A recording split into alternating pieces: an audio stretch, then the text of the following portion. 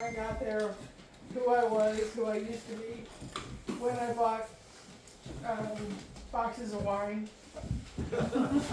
various things. And I numbered them all today, and I got down to 59, and I'm like, oh, shit. Oh well. So it's 59, not 60. This is a, I don't know if you can see it. There's the pink line that you can't see is in Savannah, and it shows where we went down to Buenos Aires, and the blue line shows we went back up to New York, and then down the East Coast, then down to Do that again. Show us Savannah. one more time. Oh, Show it one mine. more time. No, I'm filming, so I want you to show us one more time. Are we gonna do this all night? Okay, never mind. I was just hoping to get that. Well, okay.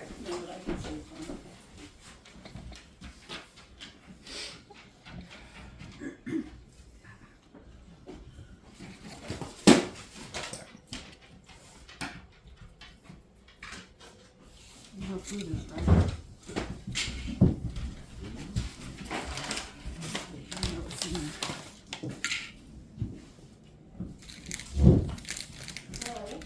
Okay, this was the advertisement I saw. I went on, well, let's start from the very beginning. Okay, September of 18, I got a thing from the AARP, and it said cheap ways to see the world. One was by container ship, and I was like, oh, that sounds like fun.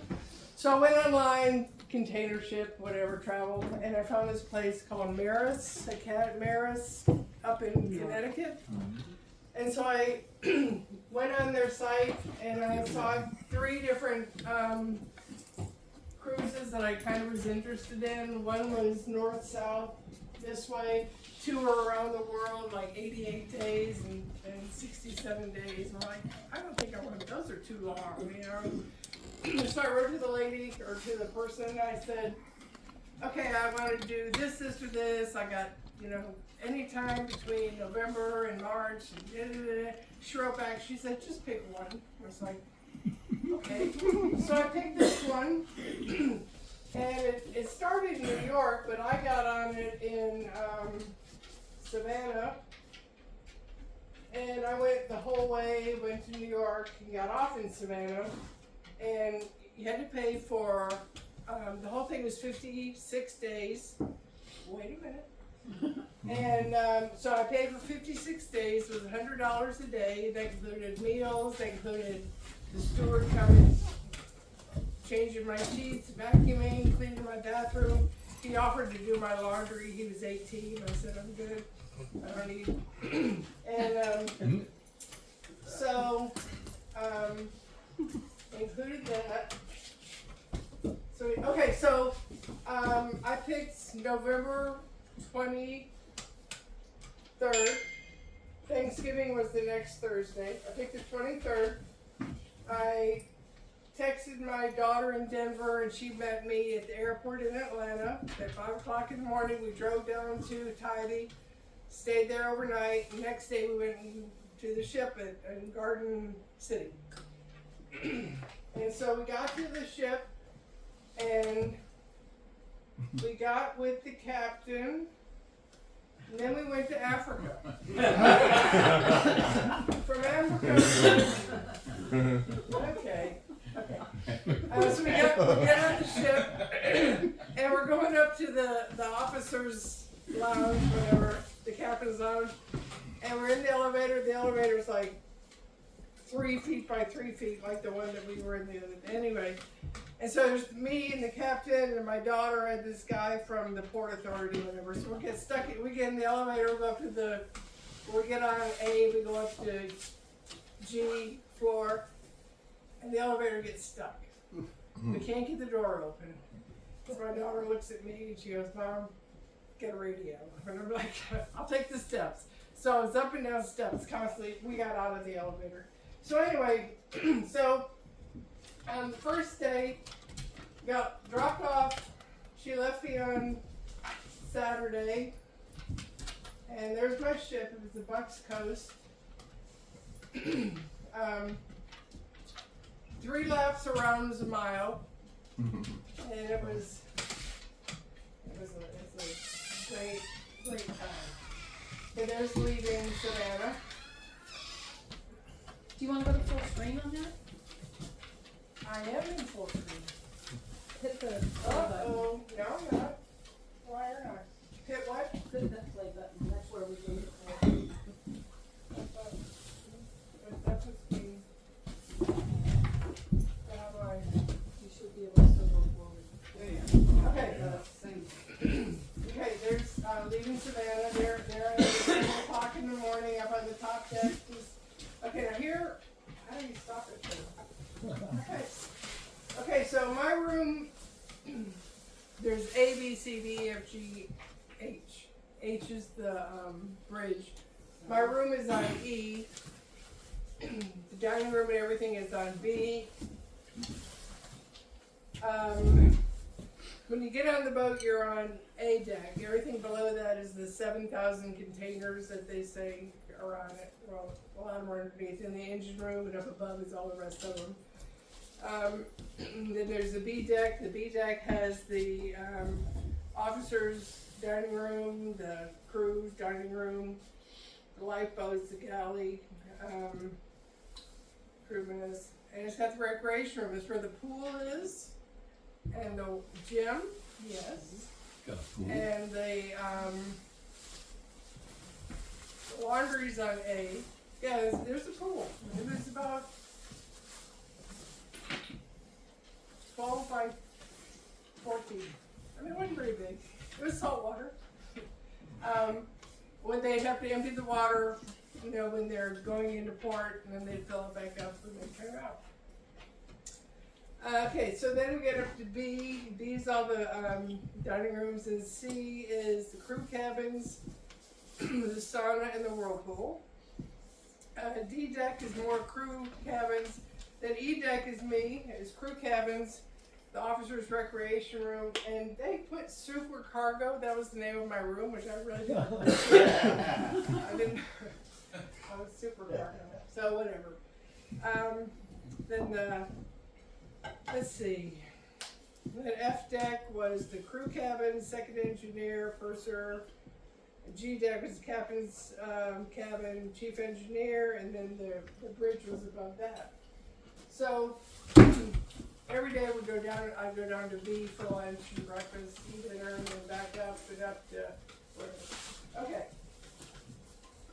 So when you come out of my room and you look straight ahead, that's what you see. This was the officers. Who did? That was the officers' lounge, right down from my room. Okay, there was a door, like right here is my door into my room, and this was the door to the outside. And I would have a red chair right there that I stayed probably 98% of the time during the day. Yeah, there's my red chair. So, that was, okay, that's my room. Not the neatest, but I mean, it was, you know. I had a bed, I had a couch with a table, and on this side there was a refrigerator, a TV, a microwave, and then there was a big closet, and over here was a big bathroom, you know, with the shower and everything. It was nice. Windows. Yeah, they faced front. Oh, And I'll be standing there looking out the windows, and we'd be at a port somewhere, and this big thing would come and pull a container up and scare the hell out of me. It's like boom. And then one's coming down and going down, and it was the coolest thing watching these containers moving back and forth and stuff. So your view was a stack of containers? You couldn't see around them, or could you see? No, I could see around them because I was in the front. Got it. Most of the majority of It's the going, containers Jan. were in the Okay. Jen. It's advancing on fourth. Okay, this is how I kept track of what day it was. I had these clothespins that I'd move up every day when I got up.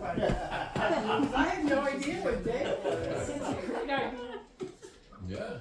Okay, and there's another picture of my room. Yeah, there's the bathroom there, and there's the. That's how I kept up with the room, with the days. Okay, so here we are going down to Fort Everglades, Port Everglades, the first stop. So cool. And this is the boat's pushing us in. So how many days between getting on in Savannah and getting to Fort Everglades? We left on the next day. Oh, The next day. We left 7 o'clock Saturday morning, got there 6:30 Sunday. And we spent the night there and then left at 12:30 the next morning to go down to Dominican Republic. So this is still in Everglades. A lot of that. Is that fog or rain? Yes. yes. Cool picture, I want that. Mm-hmm. So did you get off the boat any at these ports? You could only get off the boat. So,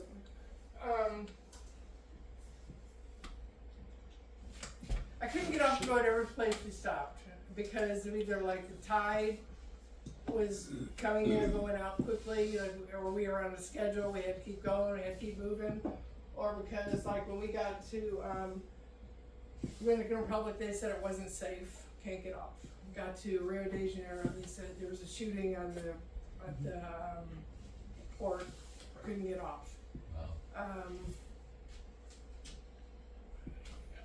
We got off a couple places. Did you get off less But than we- that? But when you get off, you were only off for a couple hours. It wasn't like you were off for a day or whatever. The most we stayed off was probably for maybe 3 or 4 hours. Just to go in, find a restaurant, find a bar, buy t-shirts, move on. And here's them pulling the boat in. Not really. But, so there's a lot of that. So we left Dominican Republic, and then we were going down to the bottom of Brazil. So it was 11 days without stopping. It was 11 days straight. This is out the very front of the bow. And that was the coolest place to sit and just, there was a step to go up to it and just look out. How was that? 11 days. Just moving. And not seeing land? Well, just being on a container ship. I know I was on a tanker trying to get from Greece to Turkey.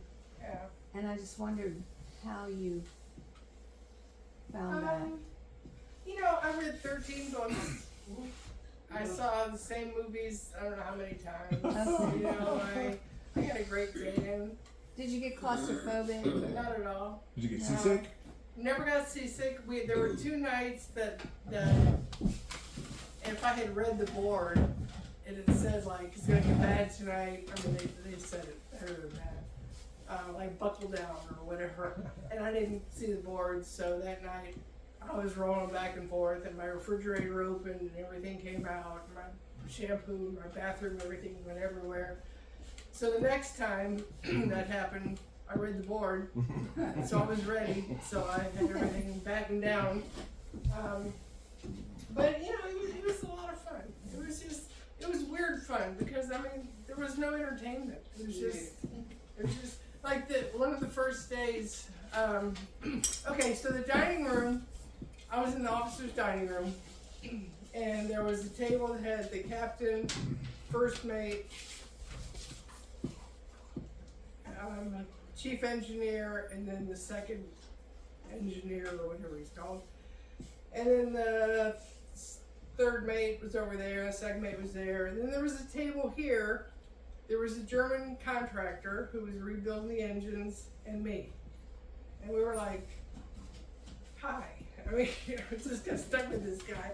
But, so that was the dining room. So it was, so the captain said, on Friday we're having a meeting in the officers' rec room, and I said to the German guy, I was like, do they do this all the time? He goes, nope, never done it. And I'm like, okay. But wait, the day before that was Thanksgiving. So I was the only American, and so we only get pancakes, steak, and ice cream on Sundays. So this day, the captain's like, why do we get ice cream today? And we're looking around trying to figure it out. I was like, oh, today's Thanksgiving. So I was the only American. The cook remembered that I was American, so he gave us ice cream. So he was so good to me. He'd bring me stuff to put in my room, you know, little treats and make cookies and stuff.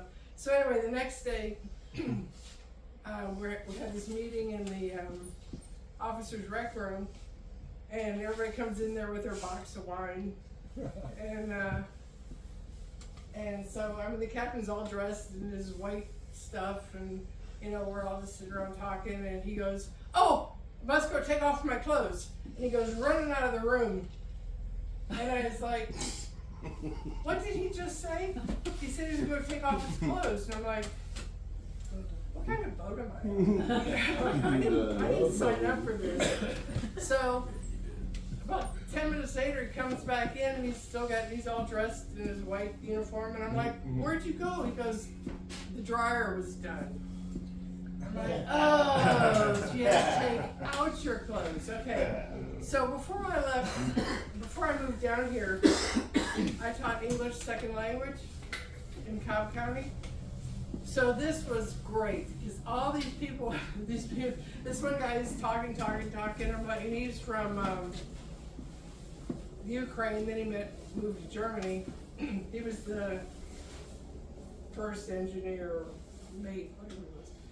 And he says he's talking about Vulcans, you know, under the ocean, all these Vulcans, and I'm like, what are you talking about? Finally, go, oh, volcanoes. And so he goes, let me watch you. Say it again, I want to watch you. I'm like, no. You know, so, you know, it was fun, you know, because there were so many, you know, English, everybody has to speak English in the whole world, travel world, sport, container ship world, whatever. And they did really well, but you know, occasionally they come up with these words, and I'm like, what do you mean? You know, and we rearrange words. And a couple days before Christmas, I always left my door open just because everybody did. And I see this guy knock on the door, so I go over to him and I said, what you need? He goes, oh, it was the captain. And he says, I want you to help me change these words so I can sound intelligent because I want to send this out to any other ships. So it's a Christmas card, and he's talking about men in long socks, and I'm like, what the hell are men in long socks? And it's like, elves. Oh. Right? You know, so it was fun. It was like playing these games all day long, you know, trying to figure out what they're talking about. It was a lot of fun. And luckily I had that ESL class, so I was, you know, ready to listen to it or whatever. I don't know. Did the captain take his clothes off? He took it out of the dryer. Yes. I was waiting for that. You were waiting for that? Behave yourself, Connie. I have a question. How many Yes. paid passengers are there on a container ship? I was the only one. You're the only one. There was room for other ones. A German couple had gotten off in New York before I got on in Savannah. I mean, you can do it. The thing, I think it's called the Jones Act or something like that, that says that you have to, or you can't, like, get on in New York and off in Charleston. You have to go to another country to get off. I don't really understand. Weird. And you can't go from Savannah to, Because it's a You You foreign have to ship. go back to where you started. no. No. You It's the have to- Jones like, I Act could because go, it's a foreign ship. I'm sorry? It was a foreign ship, that's why. Is that why? Yeah. Okay. The Jones Act says, I think, basically, I believe, I might be wrong, but the gist of it is that American ships can only transport people from port to port. And so if you can't have foreign ships running ferry services from, like, say, Savannah to New York.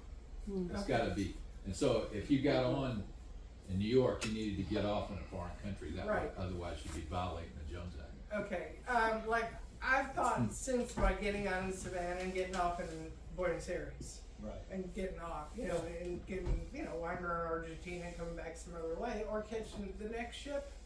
Every 7 weeks they do this, you know. But not this ship, now it's over in some foreign land. But, so, okay, so that was the front of the ship. Moving on. A lot of that.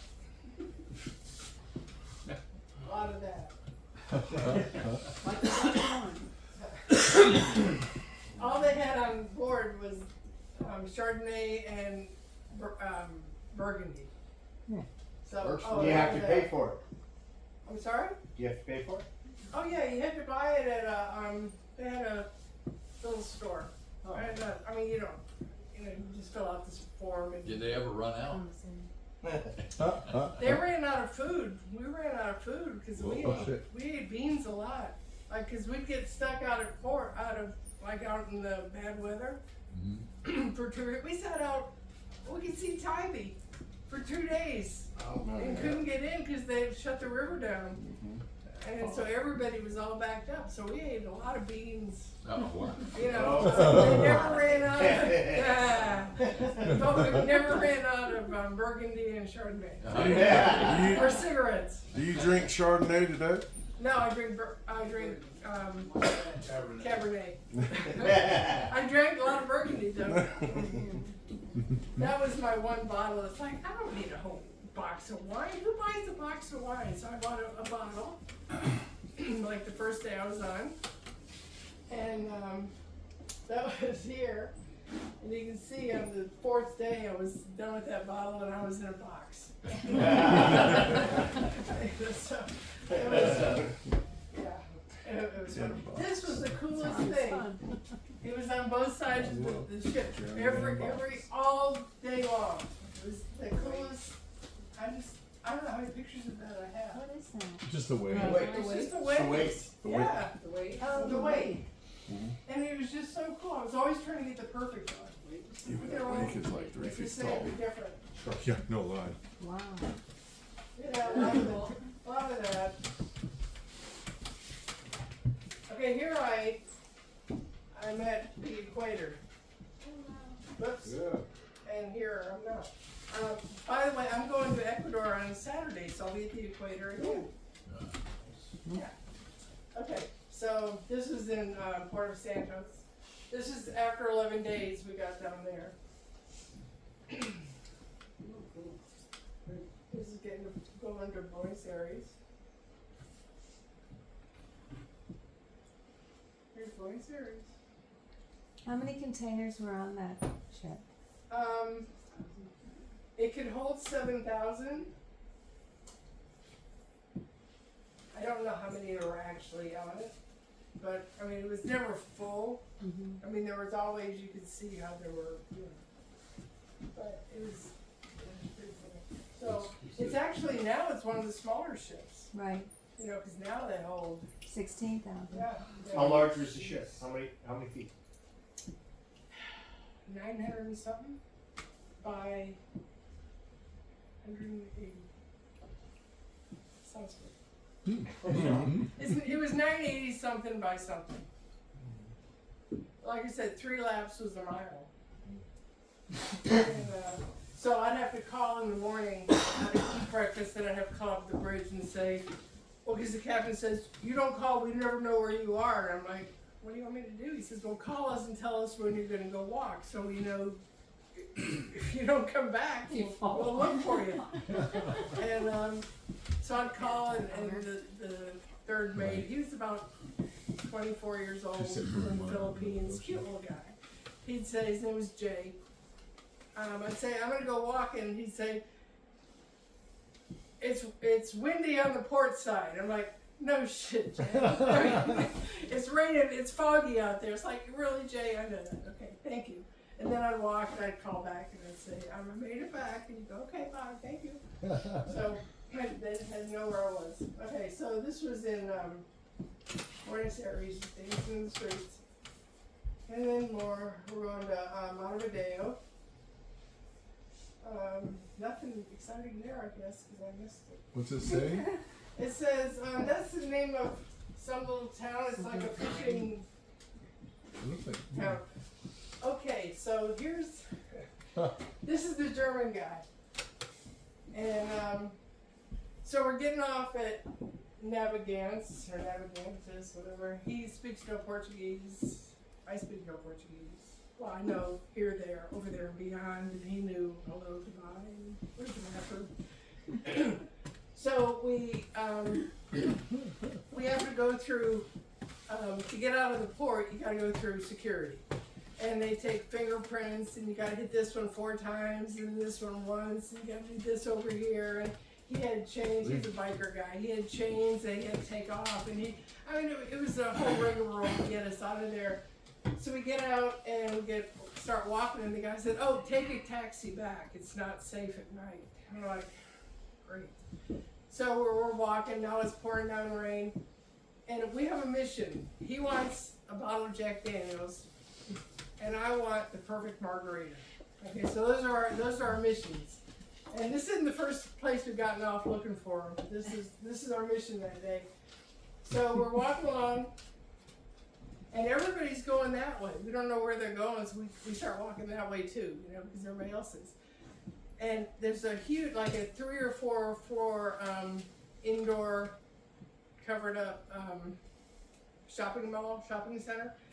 So we go in there looking for a liquor store. Of course, they don't have one, so we ask somebody, and they go, "Oh, go down to the street, turn right, turn left, turn." So it's like that. So we're walking along, and I see these 2 girls come out of this. Look like a bar.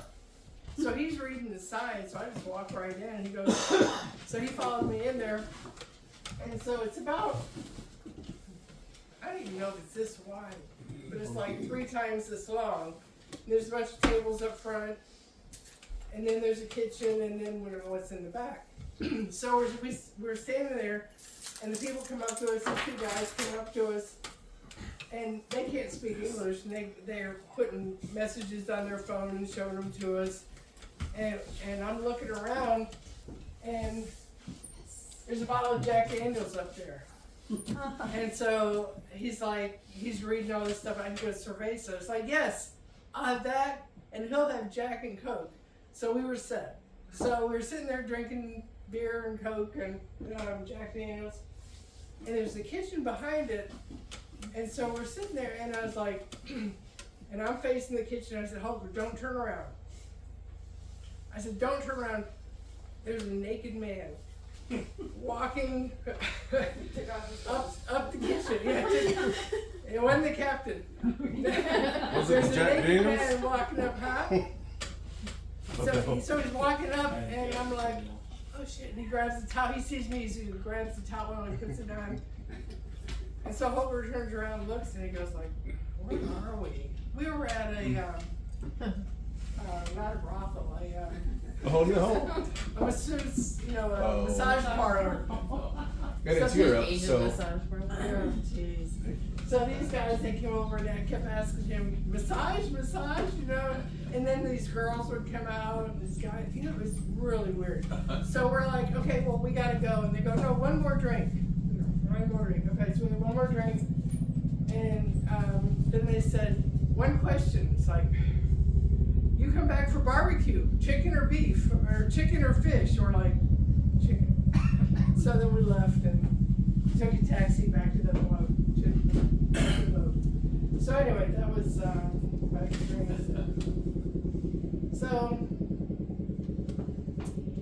just a lot of this is Christ the Redeemer in Rio, and it was pretty neat.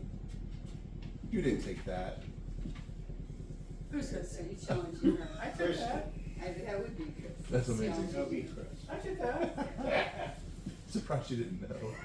You don't think I can take that? I took all of it. And there's Rio. This was on December 23rd, I think. And there's where we were on Wow. Christmas Day, Christmas Eve, just lined up. And there's Christmas Day. And you get ice cream? Oh, I'm sure we did. Yeah, right. That's the captain. That's the Ukrainian guy that was saying Vulcan. That's the German guy. That's electrician.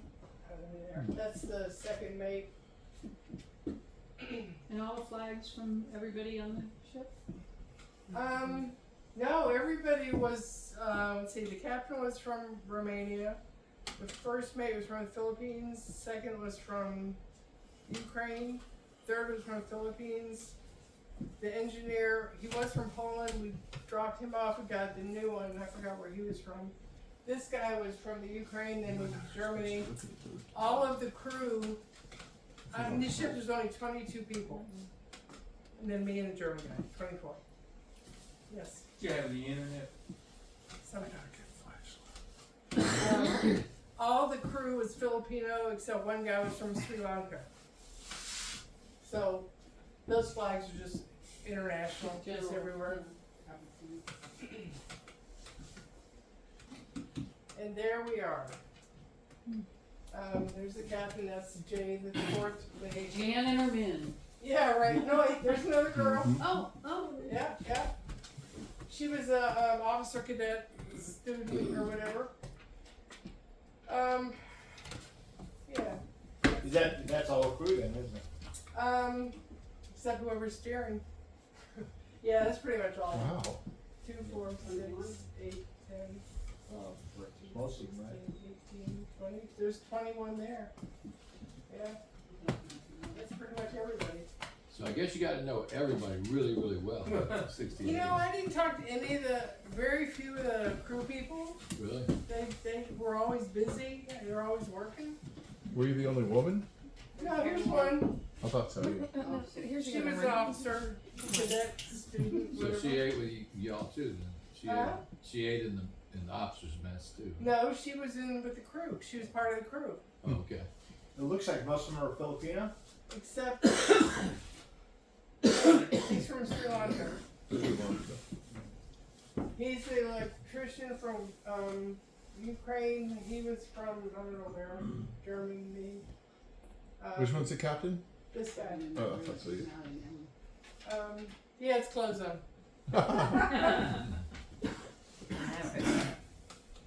So this is just hanging out on Karaoke. little karaoke, yeah. And then we left Rio and we're going up That's pretty. somewhere. Okay, so I decide on the 28th that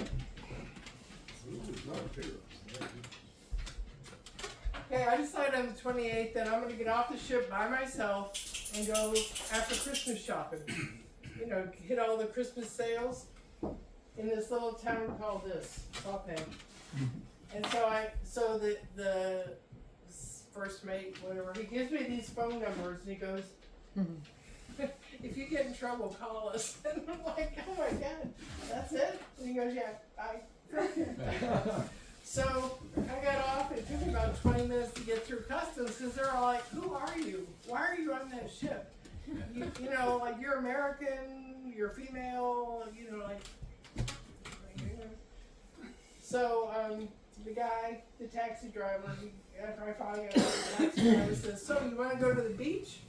I'm like, no, I want to go to the shopping, I want to go to the mall. And he goes, okay, I've never had an American before. And I'm like, well. So he takes me to the shopping center, and it's a regular modern mall. It's pretty open in the middle. And he says, I said, well, how much do I owe you? He goes, no. Here's my phone number. Call me when you're ready to go back, and I'll pick you up. And then you can pay me for both. And I'm like, okay, whatever. So I ran around. I bought myself a dress. I bought my girls' dresses, and I went into this one big warehouse, like Costco type place. And there was a big cabinet of Jack Daniels. Oh my God. So I bought a bottle of Jack Daniels, took it back to, so I called the guy, the taxi driver, and I'm like, okay, I'm ready to go back. And he goes, okay. So he showed up took me back and he says, we gotta hide the Jack Daniels because we're going through customs or going through something. So we took it back and we got back.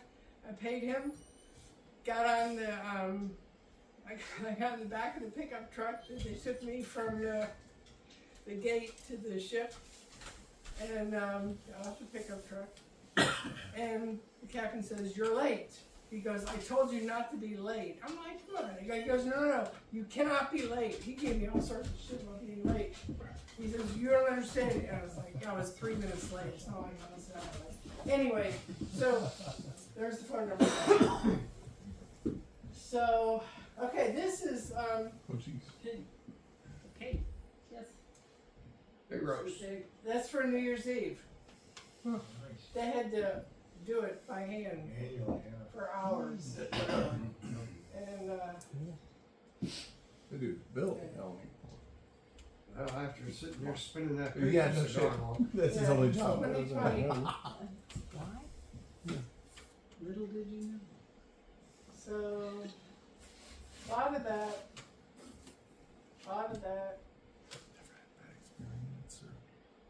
Okay, here, you can't really see, but there's a pilot, the harbor pilot, going from there, he jumps across, he gets on the ship. That's so cool, it's so dangerous. They usually, like 3 are usually killed a year, you know, I mean, it's crazy. But they pull up right next to it. If the water's really rough, they helicopter them in, but this wasn't bad. So they just pull them up, and there's a hole in the side of the boat, and there's a ladder that goes up to it, and they just jump in and or jump out. Wow. It's crazy. So they actually steer the boat in? Or why do they get on the boat? They just decrease. They know the area a lot better than the captains do. I mean, the captains go everywhere, all over the world, and these guys know the harbor. And actually, over by the Savannah River, if you're keeping a look, you'll actually see a boat that says pilot on the actual, on the helm of the boat. And you'll see them firing out Savannah River, going out and coming back. Times that I've seen this exchange happen was on a cruise ship. And the first couple of times, my wife and I are like, you know, we're sitting there, it's like, all right, what's the deal? Is there a problem? They have somebody coming on, coming off? And we finally got it figured out that on the way coming in, all of a sudden it would be the same thing. We would feel ourselves just at some point decreasing speed. And we would be decreasing speed. And we look around, sure enough, here comes this boat. It would come up, it would come alongside the hull, sit there, and all of a sudden it would take off again. Yeah. But they were so close to the side of the hull that you really couldn't see down and see what was going on. Well, you knew it looked like a touch and go. And the harbor pilot would get on the way in. They would be the one to steer you through safe waters coming in, and then when you're going out, the harbor pilot would be on at port. And then when you get out there, it says, okay, we're ready to go. And all of a sudden, shit decreases speed again. And you look around, here comes the harbor pilot boat up against the hull. Then the harbor pilot gets into that boat, off he goes again, probably just to be dropped off to another ship that's coming in, or they're just coming in if there's nothing else going on. Yeah, I can go up on the bridge anytime I wanted to, except when the pilot's up there. They're like, can't come up here, don't even open the door. So of course I won't go in there, open the door, and I'm like, sorry, close the door, and he's like, just try to make that was really cool watching them going in and out. They don't actually use steers though, do they? I don't think they're on the helm. I don't I think think so. that they tell the helmsman what to do. Yeah, I think the pilots are navigating. They're more navigating.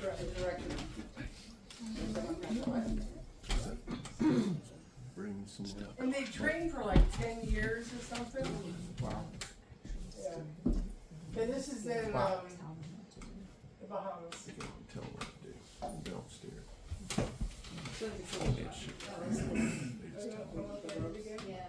Yeah. Yeah, that's nice. That's cool. I took that. You took that?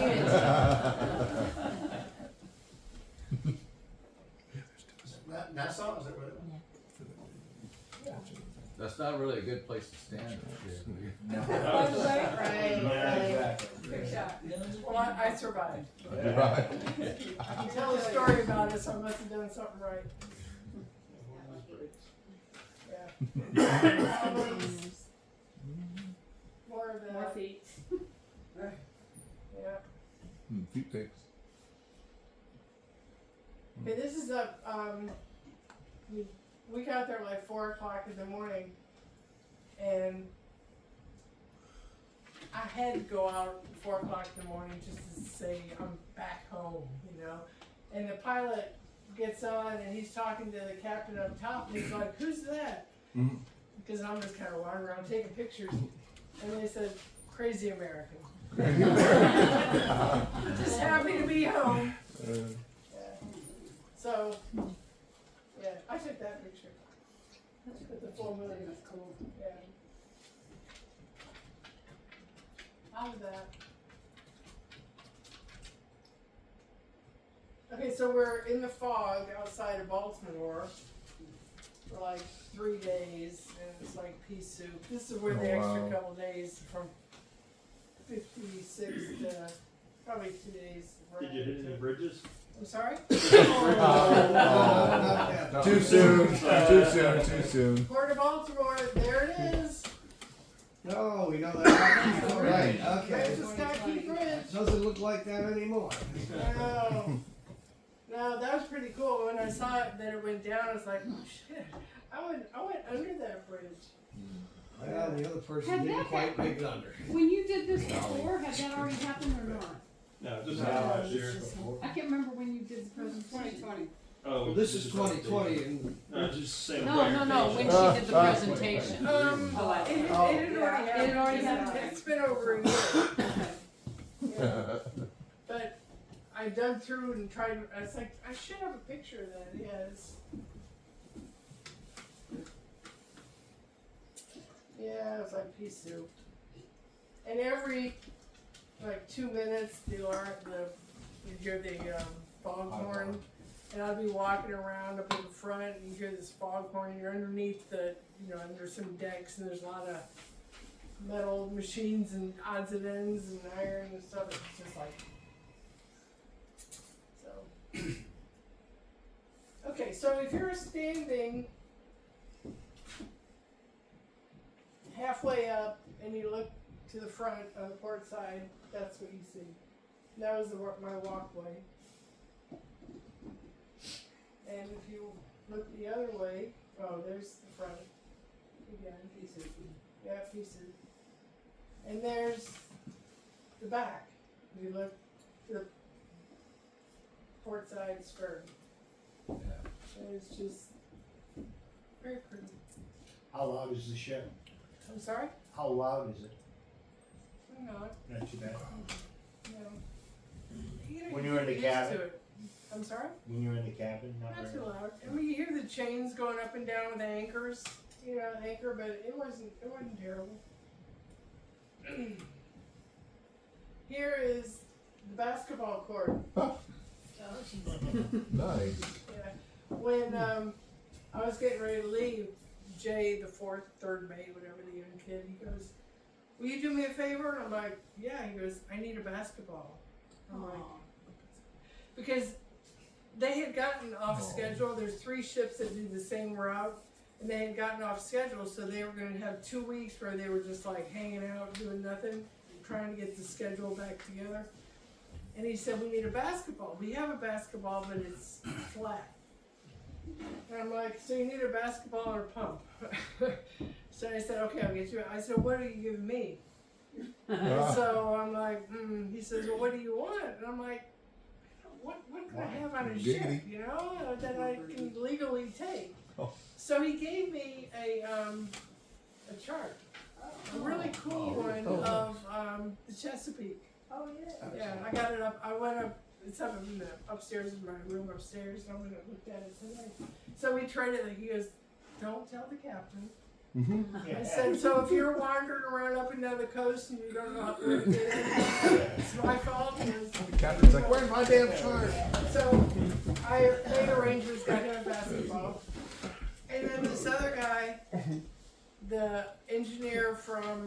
electrician from Romania, I think, he wanted me to get, he was the grandfather, he wanted me to get a certain doll for his granddaughter. So I called my daughter in Denver, who had taken me to the ship, and I was like, Skylar, you gotta get this doll. And it was $2. It was some movie, I don't remember what the movie was, but it was something to do with something. Oh, that makes sense. You know, you saw that movie. Yeah, of course, yes. The one movie about the something. It was that Yeah, one. you know. And so she sends me pictures back of him, so I go take him to him. It's like, will these work? He goes, well, I'm right here. So I got him the dolls, so we ended up in Savannah a couple days later, and they were there, the basketball was there, the pump was there. And that's how I got involved with Bethel Maritime, Savannah, because they do this for the crews on the ships. I invited some people here tonight that are part of it, but they didn't show up. You know, Mike and I last Christmas and this past Christmas went on some ships, and he's a singer, so he went and we sang and he sang and I took pictures. You know, so the crews and whatever their needs are, you know, we try to fill them. You know, we mail stuff for them, we buy them stuff, buy them basketball for them. Okay, so this is their basketball court. There's the bridge. There's the engine room. The beginning of the engine room. And there it is. I mean, it's clean and it's quiet. And it's huge. Yeah, so I took a tour of it. Wow. The rest of the boat looks a little It's a rough. great picture. Yeah. Really? And you can't really tell how big this stuff is, but I mean, it's massive. So then we're sailing. We're coming back from where were we? Baltimore. There's the bridge in Charleston. So for 53 days, whatever, I've been going up and down all these stairs, up and down, up and down, up and down. And it's on Thursday, and I'm supposed to get off on the Saturday. And so I finally trip up a step, and I just ignore it. I ended up in the hospital that night, emergency room, because my ankle swelled up so big. Oh, And yeah, that was fun. They're like, well, where do you live? See that ship? Well, what's your address? Well, I live right there. You know, how can you do that? It's like, well, you know, so it was fun. So what was it wrong, what did they decide was wrong with your, Oh, I just was swollen from? twisted it. And you know, it happened at breakfast and didn't swell up till like 8 o'clock that night. And I was just looking down at it, and I'm like, oh shit, that's pretty big. So I went downstairs, and the captain was down there, and I showed it to him, and he goes, oh, you must go to the emergency room immediately. And I'm like, oh. So I went to the emergency room. I had to take a taxi. Did they just wrap it then? Yeah. They put an air splint on it. Probably X-rated. Yeah, they x-rayed it, did an air splint. And send you back Sent to me on the- my merry way. Okay. So I had insurance, so I didn't pay anything. So here's the bridge. It's like you can almost reach it, and it's just like right there. There's the officers. wow. Yeah, you bring your own wine and everything else, Say because yeah. we have nothing here. 4 glasses, that's about it. And there's me with my splint. Oh. Yeah. There? Huh? Is it like Yeah, it was very purple. Yeah, it looked pretty. And, okay, that's Holger, the German guy. There's the captain, first mate, electrician, engineer, first engineer, or second engineer, whatever. So here's outside of Tybee, waiting. Waiting.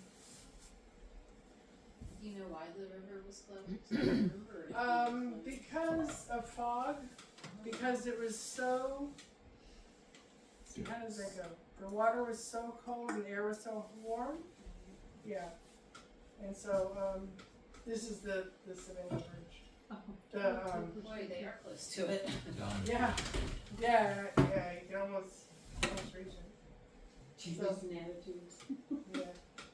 Oh yeah, it was, see, changes in latitudes, changes in, and that's it. Alright.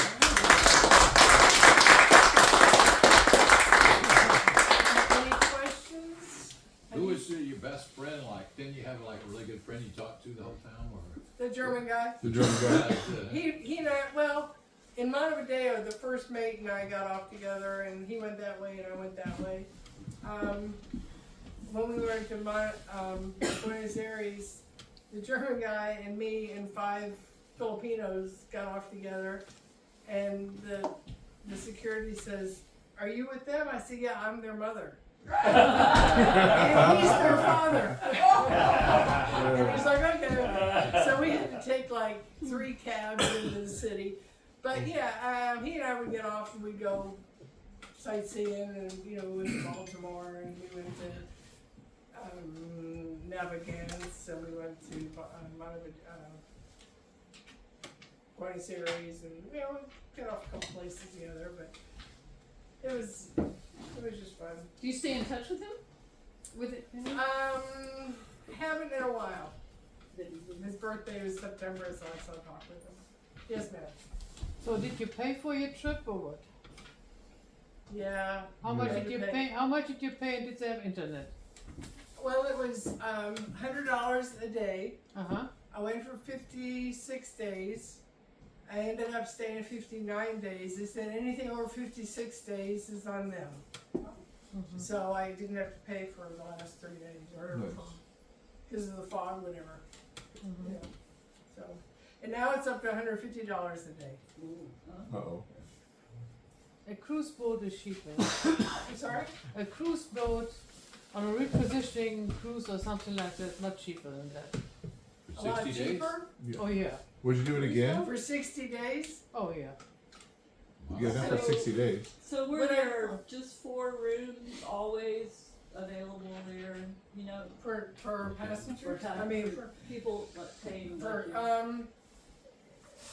I don't really know. There were some, I don't know how many there were on this ship. I know on some ships there was, 3 or 4, and some there's room for 12 people, some room for 20 people. Okay. It just depends. Yeah. I'm sure there was more room on this ship, because there were a lot of cabins. Mm-hmm. And I don't think there was 2 people in every cabin. 2 crew people. There were in some of them, but there was more than 10 cabins. Mm-hmm. Were you allowed to use the pool and the gym and all of that if you wanted to? Yeah, but I never did. I kind of, it was kind of weird being with all these Filipino guys and me. I'm like, Yeah, I can see that was a that. little bit weird. But you had internet. Sometimes. The captain always did. My daughter's birthday was November 29th, and we were out in the middle of those 11 days. And so he let me call her on his phone. Nice. Because I couldn't do it with mine. Would I do it again? Would you do it again? It's funny because when we got to New York, the harbor police came on, and they always checked the German guy and me because we weren't part of the crew, and they would pick just somebody out of the crew and talk to them also, and so they would they were gonna have dogs go through my room, And I was like, I don't care. I mean, I'm not, you know, he goes, well, go in there, I'll answer your question in a minute. So he says, go in and get your personal stuff, like your camera, you know, your jewelry, you know, like my jewelry. So I went in and got my camera. That's all I had that cost anything. You know, so I'm not going to take a bunch. Anyway, and so I came back, or they went through and they said everything is fine. And they asked me if I would do it again. And because they're like, this is weird, why are you doing this? And you know, I got thinking about it, not only then, but I mean, like, why I originally did this. And it's like, I love to travel. I've been all over the world. I've been to Trans-Siberian, I've been to Korea, I've been to 42, 45 countries, whatever. But I get tired of packing and unpacking and moving and packing. You know, so I thought, this is great. I can make 19 stops and never have to repack, you know? So, Even though your stop's only 4 hours. right. But you know, it wasn't the journey. I mean, it wasn't the destination, it was the journey. Right. This was definitely a journey trip. Yeah. So, you know, when they asked me that, I looked at the captain and I said, only if I could have the same crew again. You know? That's nice. Because, I mean, you know, you get used to those people and it was so much fun, but I hate to be with, and I mean, yes, the German guy helped, you know, because he wasn't part of the crew. He was like an extra person. And, you know, if he hadn't have been there or if, I mean, it could have been a fuddy-duddy captain. This captain was cool. He was a lot of fun, you know, and it could have been, I mean,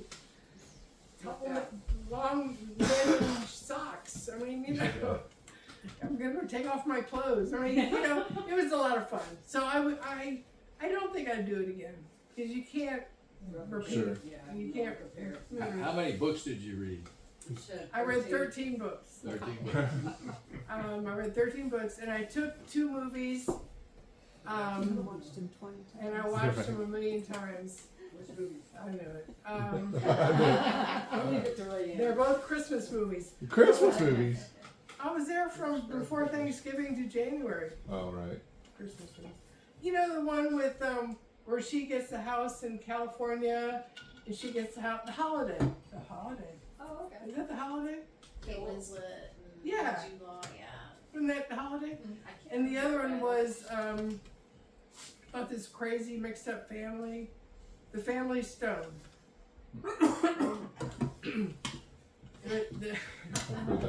I've heard of that one. Yeah, Sly, yes, Kate Sly. Yeah, right. Oh, yeah, that's different. And then after they come on, then the Jersey police had to come on.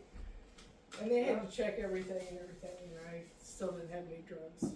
So I thought, man, these people that had in my room before me, I mean, they were up in the ceiling, they were flipping mattresses, I mean, they were looking for everything. They were desperate to find some stash. Yeah, and I don't know what the people before me had. I mean, maybe they hid something, you know, who knows? You know, so somehow I got out of bed. I didn't have You anything. guys celebrate when you cross the equator? No, I was expecting a tattoo or something. No, and I had heard that it was going to be a big deal, you know, and I got. Get a flag. Huh? Supposed to get a flag. Supposed to get something. You were supposed to Like get a shell a piece back. of paper that says you cross the equator on this time. Maybe I'll get one Saturday when I do Ecuador. What is the tattoo for that? There is a special tattoo you can get. There, yeah. Yeah, I'd there have to is. look. I think that's the bird. I think it's the bird too. That's what I thought. Yeah. It's The flying swallow. the flying fish. Oh, definitely Yeah, flying it's like fish. the swallow. Yeah, like the Sailor Jerry swallow. Mhm. I think it's. That sounds So right. I have to ask what I know everybody wants to know. Have you seen Dr. Odyssey on Netflix or is it Hulu? Dr. Odyssey? Yeah, it's a cruise ship. That's top of the line. I'm sorry you haven't seen it. Oh, That no. ruins my joke. Oh man. So it really, I mean, everything's glittery and gold, and there's doctors, and you know they're doing appendectomies there, and they're Oh my gosh. pristine, Tracking bullet very wounds. clean bays there. So you didn't even have a place, med place? Yeah, On your yeah. horizon?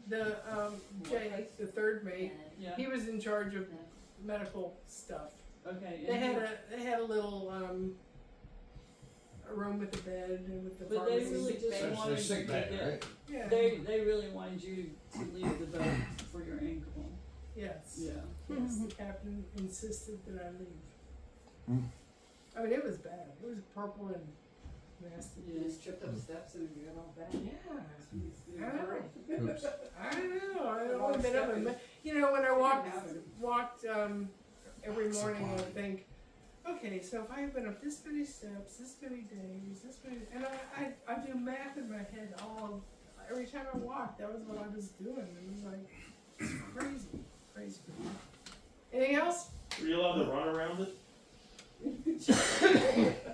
I could do that for Jay, of course Jay would ask. They probably wouldn't encourage that 'cause it's really not safe. I mean, there was, Stuff everywhere. there wasn't stuff, but I mean, like, like little doorways you walk through and the bottoms of them are, rounded and, I mean, it wasn't safe, Call it the steeple but I chase. mean, sure. Go for it. They'll let you know if you I have to should. know if I can run before I get home. But the ports that you did go, Uh-huh. since That I got Jay, on. you weren't it's like crew 500 and you people weren't fun. like the transportation work, was it a whole big dog and pony show to be able to Yes. get in and off and back and forth? Yes. Especially, and the captain kept saying, I got you on the list, you can go.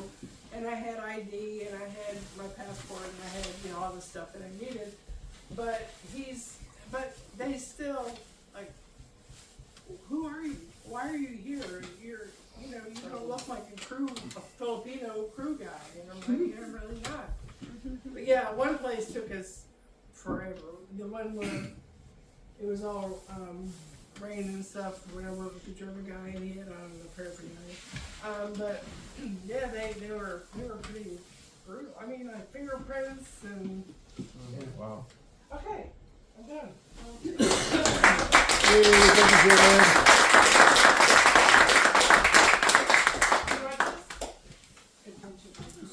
I downloaded the pictures from that. Oh, wait, on we my gotta. phone of the RV Savannahs. Anybody want to see those? Yes.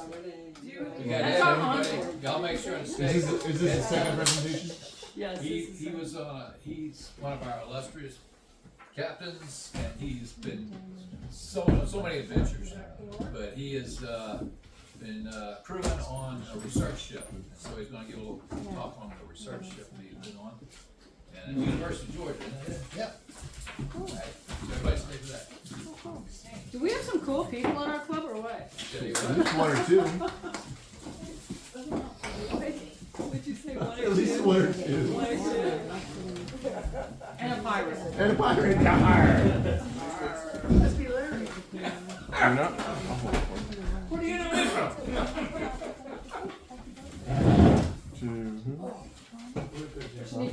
I don't even know what they're looking at. That's kind of. I was like, you know what you're looking at.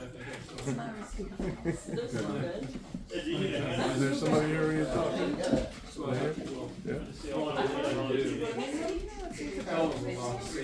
There's always boats for sale. What are you trying to buy? Anybody You want to need? look at boats? How much you try to spend? I might sell you mine. I want a smaller one. You want a smaller boat? Yeah, yours is what, 36? 32.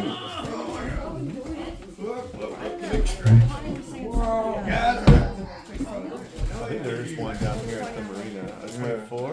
What is it? I don't know. I'll ask. Yeah, that's kind I like your lips.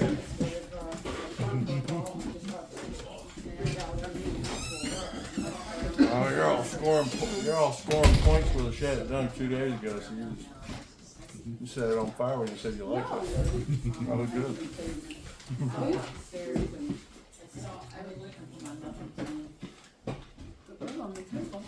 Yeah.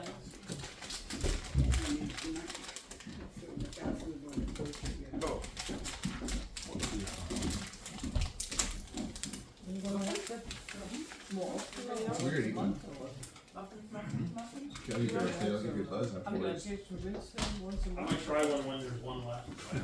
Yeah. Otherwise I'll get home. Oh, they do want me. Alright, in terms of background, if you can check out this website, this is SKIO, Skidaway Institute of Oceanography, this is the Marine Sciences Division. They have 4 or 5 boats. The RV Savannah is that big one you see going up and down the river, a big blue one, right? And the other ones they have like a 28-foot Parker that goes offshore, and they have some skiffs. So the Marine Services Department is in charge of taking scientists to their locations where they're going to be collecting data. Helping them collect the data, running the equipment and all that stuff, and then bring them back and get the data back safely, and the people back safely. I signed on to be a UGA filling captain a year ago, and was doing some skiff work and some of the partner work. But recently I had the first chance to do an overnight trip on the RV Savannah. That was a 5-day trip. And so I was a crew person, so I didn't have to pay for it. In fact, got paid. I was kind of like the first mate's first mate, so I was like on down the road, nothing official. But I did get to do the jobs and learn how to get on the boat, how to do there. It's 104 feet long. It's now 112 feet. They added like 10 feet to it last winter. It's about 30 feet wide and 112 feet long. How tall? Yeah, you see it. It's pretty big. It's made for going offshore. Let's see. I've seen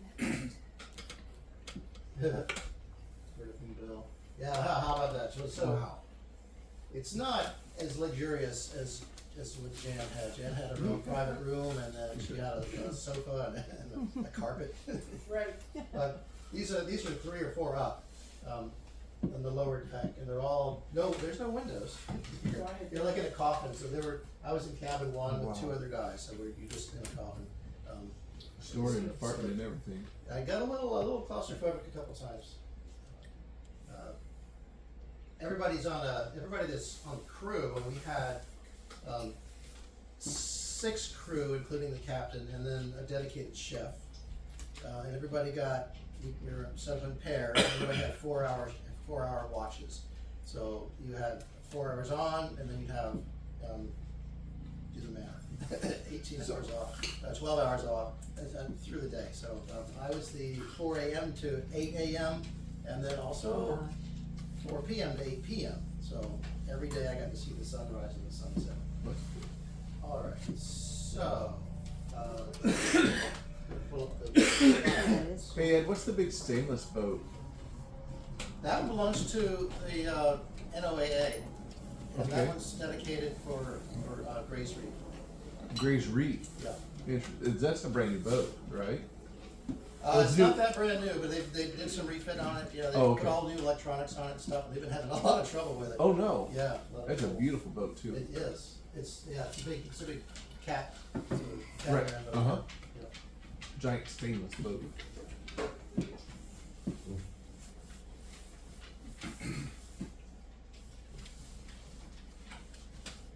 So our job, there's a picture in here that actually describes the job. Here it is. That's the form that they submitted, and they had that posted on the wall, and they had all the crew people and what their roles were and everything. But this was the job.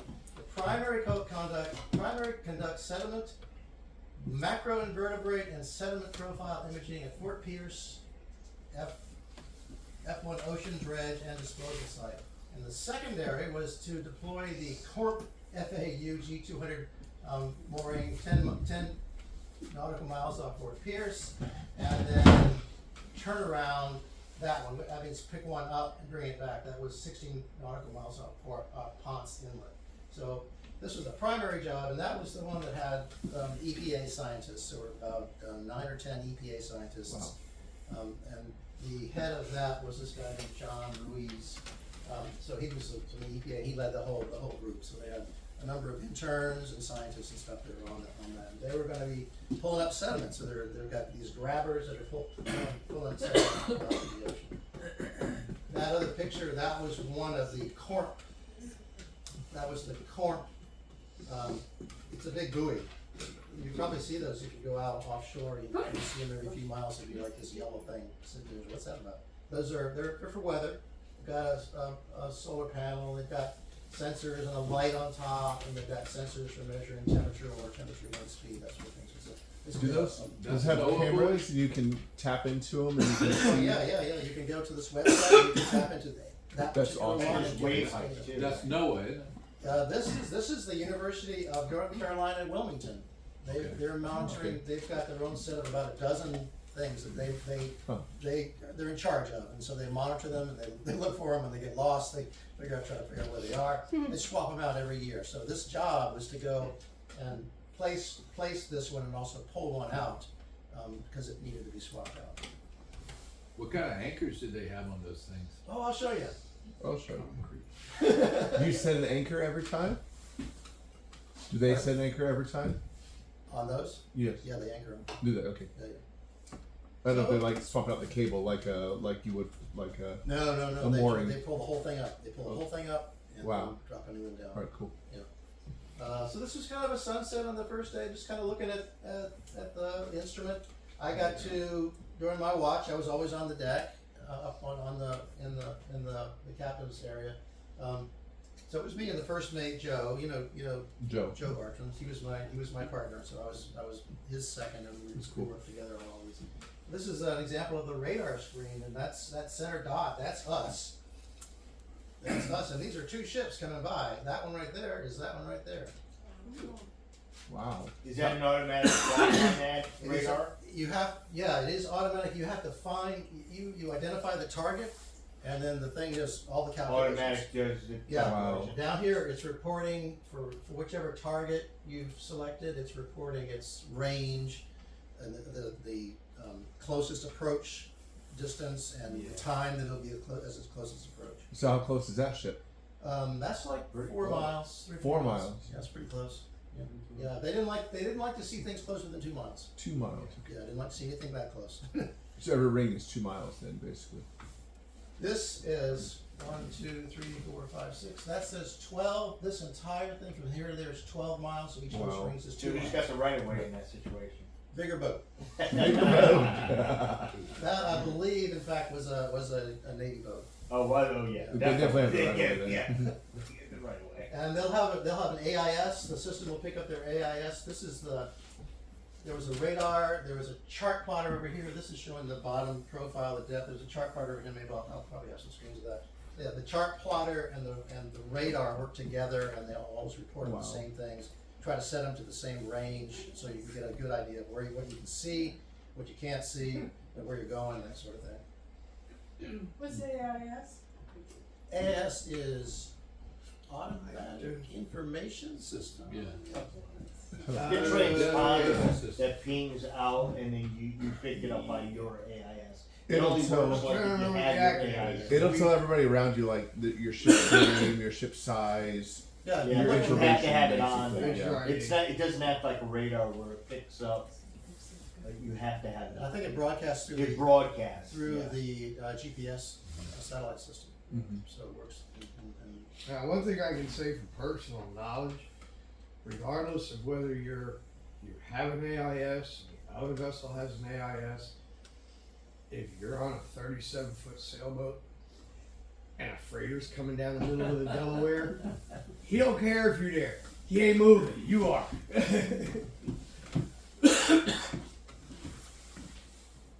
You feel like you know from experience. Yeah. Just to close the loop on AIS. Yeah, there's AIS. This is AIS. Wow. So all those things are boats. What? Even on land? Even on Whoever's even got one on. Whoever's got one on. Inland. I'll tell you that. Well, you can these are container ships. You don't have anything to eat? Those are container ships sitting offshore. You can probably, if you look up the Savannah River, you can find the boats that are sitting at the harbors. It works through your radio somehow.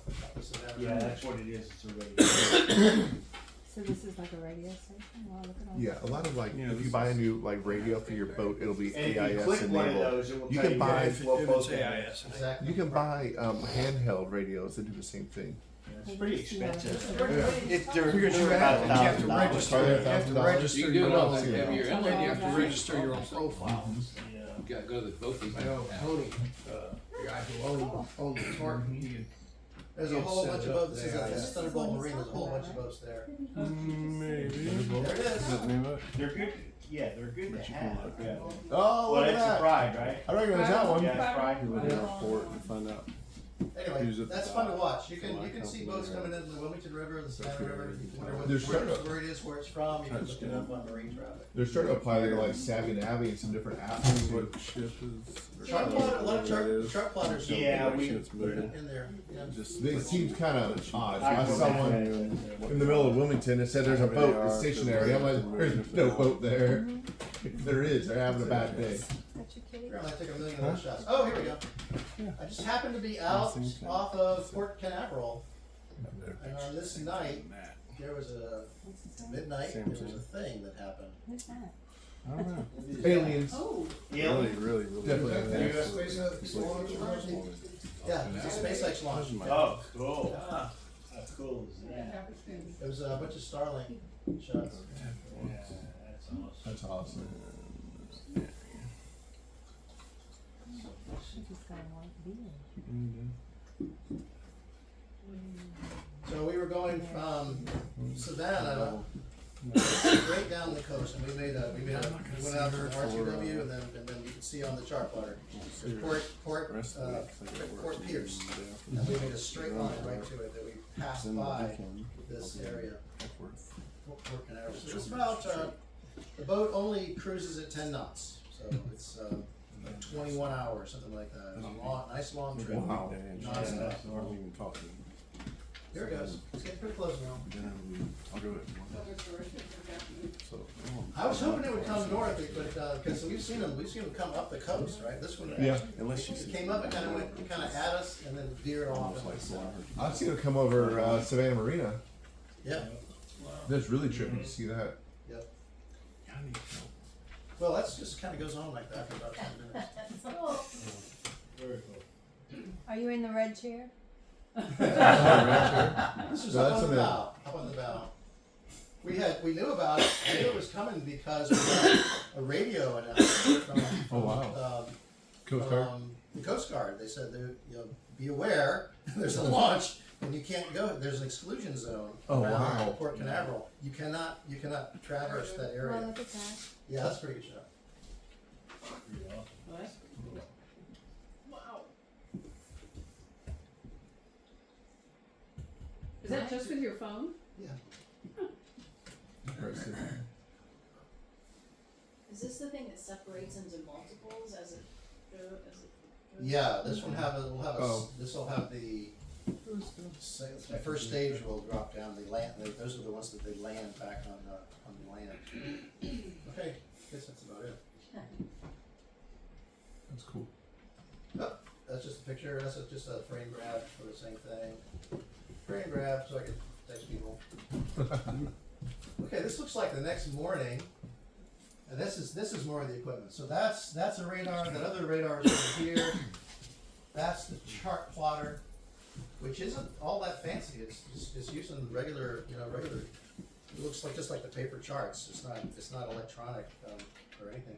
And it's got cameras, so you can see what's going on the deck. So one camera looks out the back, in case somebody's gonna fall off, and one's looking right down on the side. But there's two. There's a crane that goes out the back, and there's a sort of a J arm that goes off the side, and they want to be able to watch those from the cabin or from the cockpit. Is that 11 feet or 11 knots? That 11.2 is meters. meters. Yeah. Yeah, one of this. Yeah. 33 point. Yeah. 34.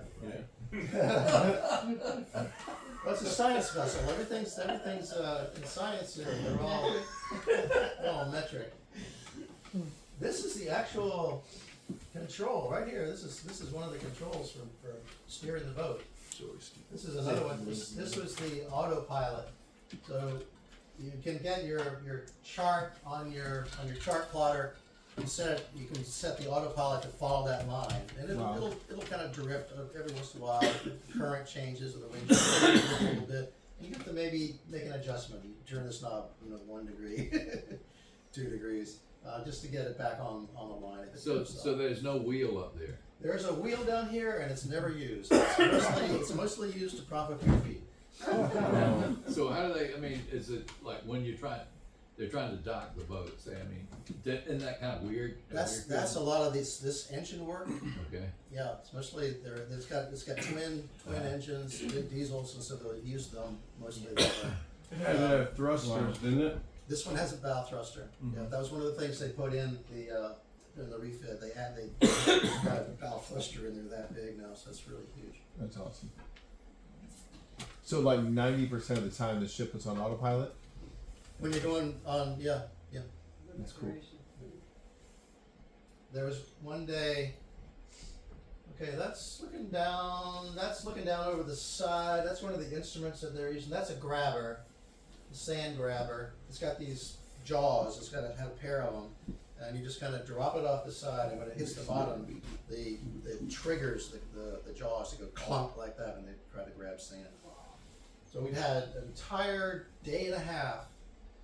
This was the science thing. They were using that grabber to get pieces of sand, clumps of sand out of 18 different locations around this area.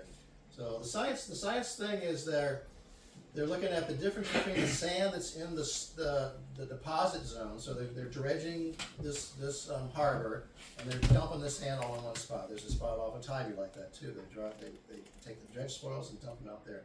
So the EPA wanted to see, is there a difference between the sand that's being deposited out here and the sand that's around it. So they had 18 locations within and around that sand that dredge spoils area. So their job is to get these samples, and we had to bring this 200-ton boat within 10 meters of the GPS coordinate. So for like a day and a half, there's a lot of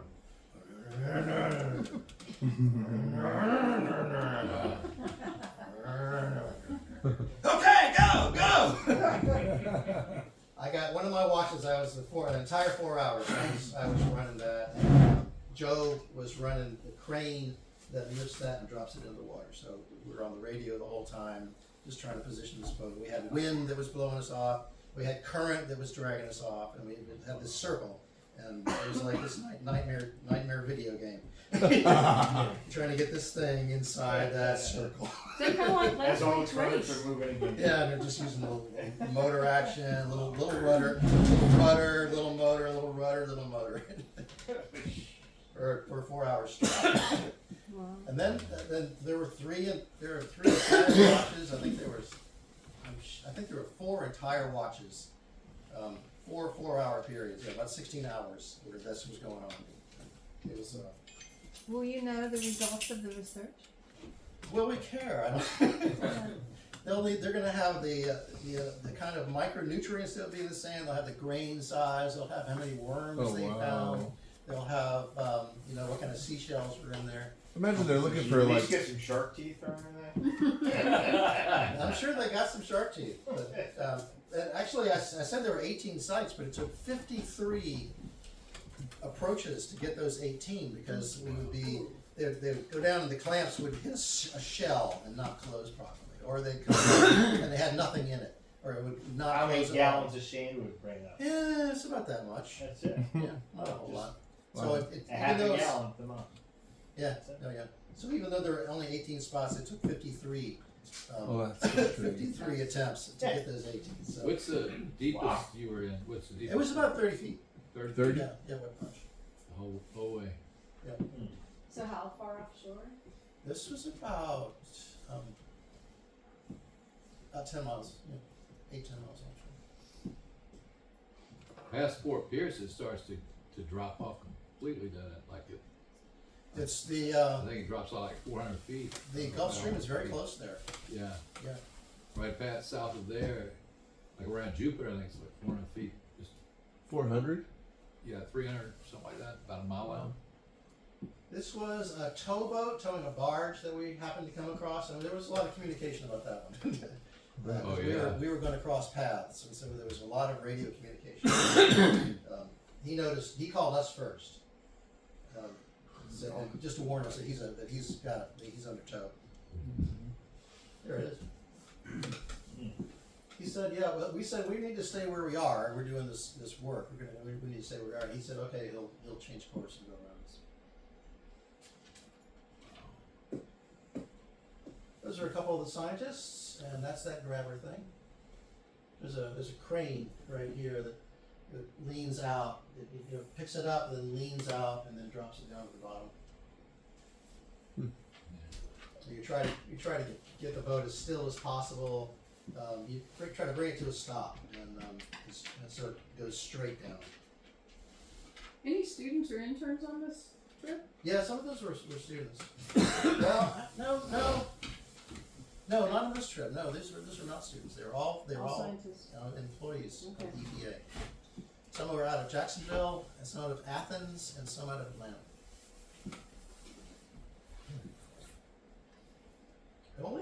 I was sitting with a group of like 5 or 6 of them. Only one of them had a PhD. I thought there'd be more PhDs. Certainly Ruiz has a PhD. Some of the main guys did. So where did this grant money come from to do this? EPA is federal government.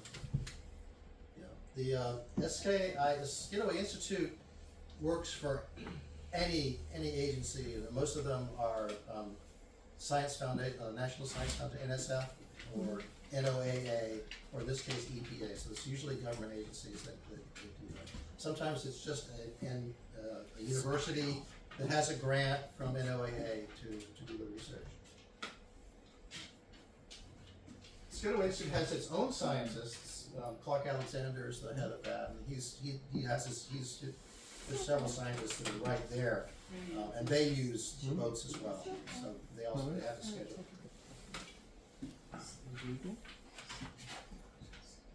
That's a view out the back. This is it's kind of a big A-frame. I think that's what they call it. This is the J frame over here. That's that side one. This one is for big heavy loads that are going to be deployed out the back of the boat. And this one over here is for not so heavy loads that are going off the side. All that's crane. That's all cables. Wow. That's a cable. Actually, this is a cable winch that runs out through these pulleys, and that's what powers that. And then the frames themselves are hydraulic, so the hydraulics just basically lean them out. And then the big cables, I think this is the cable for that one. So the big cables just run through eyes up here, and then the hydraulics lean it out. That's cool. They're pretty cool. They've got this one's got a shack that you stand in while you're working on it. This one over here has a remote control, so you kind of walk around and like a garage door opener thing. So this is where we're getting ready to deploy a different instrument. This is not a grabber, but this is kind of a camera system that they were using. It's got a camera that looks down, and then there's this a glass piece that slips down. The whole thing about this one is it drops down, and then that glass slams down into the sand, about a foot down into the sand. And a camera can look at it through a mirror and see that sand. So it's a way of photographing the profile of the sand. Rather than grabbing it, this just takes a photograph of the profile. Doesn't disturb it. Doesn't it pokes down in it, but it's got a face that's going to be a clean face of what it would look like if you took a slice of it. So they photograph it. Rather than pulling it up as a sample, they just photograph it. So that you can see, worm tracks, and you can see grain, you can see the grain size, you can see shells, whatever's in the sand, so you can analyze it photographically. The Lance, you're asking about what is the anchors? This? Yeah. That was a stack. I think it's Like a mushroom anchor, huh? two train wheels. Is that what it, okay. Yeah. Yeah, I was gonna say it looks like a train wheel. That's Yeah. cool. That's what they use for an anchor. Those were the anchors. Yep, so that's them deploying that thing. That was seaweed. Took weird photographs, I don't know. Okay, that's where the thing's down. Okay, this is them trying to get a hold of that thing to put it back on the deck. After it's been dropped to the bottom, they're bringing it back up, and they're going to try and grab it. So they've got these two poles. There's a guy over here, a guy over there. They've got a hook on a rope that's stuck in the end of this long fiberglass pole. As that thing comes up, his job is to get that hook on some part of that floating thing, that instrument. So they gotta get one on each side. So you can see this is pulling it up closer with the winch here. But they don't want to bring that up until they've got control of it, because this thing, as the boat's rocking, that thing's gonna go like this, gonna go like that, and it's gonna kill somebody if it hits anybody. So nobody's tethered? There it is swinging, They are not tethered. They do have helmets, and they have. in case they hit the water. Yeah, he got his on. This guy's having a lot of trouble with that one. Life jacket. That's Ruiz. He's the No, head they're guy. just chilling. He's definitely been on boats before. You can see the way he walks. He's very, very confident walking around the boat. The other guys, not so much. That must be the Atlanta Well, these guys, they do most of their work at a desk, you know, Right, just looking at exactly, computers and yeah. stuff. So they get out. This is new. Okay, we got it. So now okay, crank it up. We got a hold of it. He's got, each of them have their tagline around a cleat. They're not controlling it really well. It's still a little bit wobbly, but you can see the boat. You know, it's pretty good waves out there. It's like 3-4 foot waves. They get it under control, and now then you can bring it down and drop it on the deck. Yeah, you don't want to get hit by that. That's like 800 or 900 pounds of stuff there. Done. So that's just getting that back in. What is that thing? That is the one that has the camera, and it has this glass wedge that chops down into the board. Okay, that's just another still picture. That's Fort Pierce out there. Fort Pierce is just Florida, right? Yeah. Yeah, it's like midway down. All right, this is getting ready to deploy one of these things. So the chain is coming up out of the center of the railroad wheels, and that chain's running back and forth on the dock, back and forth on the deck. Back here, this kind of tied to a chain right here, and then the whole thing's already there. So it's all connected already. It's all connected. So the order of operations is to put the buoy in the water first.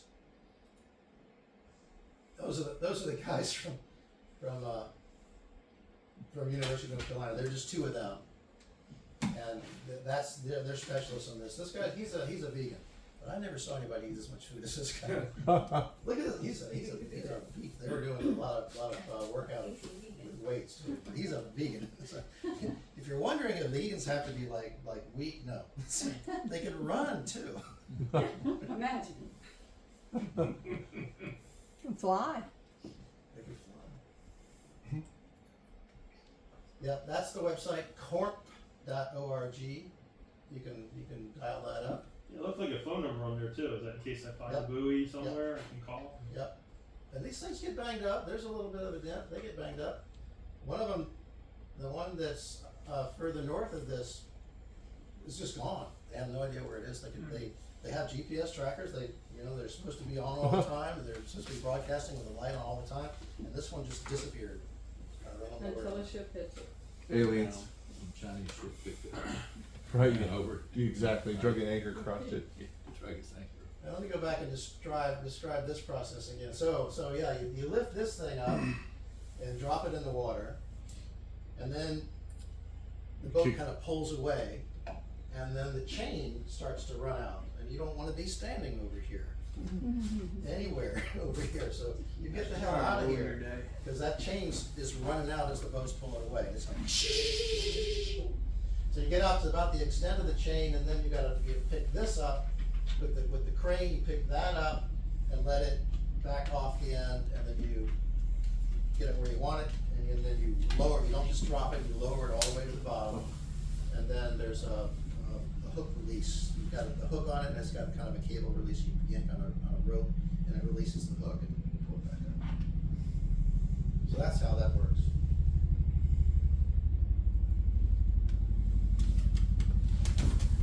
That looks like a sail sailboat. We saw a couple of cruisers going. Probably up Jim the Smith. coast. Yeah, that's great. How about that shot? That's a cruising catamaran. We can watch it. This was at night. I think on the way back we were going by Port Canaveral, and there was like a string of these cruise ships, like Disney cruise ships coming out of Port Canaveral. And we had our course. It was like heading right up here, and there's like this string of cruise ships where we're just cutting right across our course, and we could see, oh, this is going to be a problem. And there were 4 of them that were very close. So we kind of, we did have the right of way, strictly speaking, but this is the tonnage rule, and the tonnage gave them the right to where they're going to go. So we didn't even call them. We didn't even consider asking them to change courses. We changed our course. So they were coming out like this, and we were trying to go that way. We first just kind of set our course so we were going parallel with them. So we were going parallel with them so these wouldn't be a problem. And then we saw a big enough gap between 2 that we were able to turn and go between them to get on the other side. But you radio all that to them and tell them what you're gonna do? We didn't talk about them at all. We didn't talk to them at all. No, No, they didn't care. Yeah. So we got some pretty close pictures of those. That's pretty detailed. They have a lot of lights on them. Wow. they sure do, jeez, Right. it's too much. Okay, so after we got some of those equipment up, some of the buoys and things up, I just started, hey, what's going on with these things? Oh, so cool. Hello. Yeah.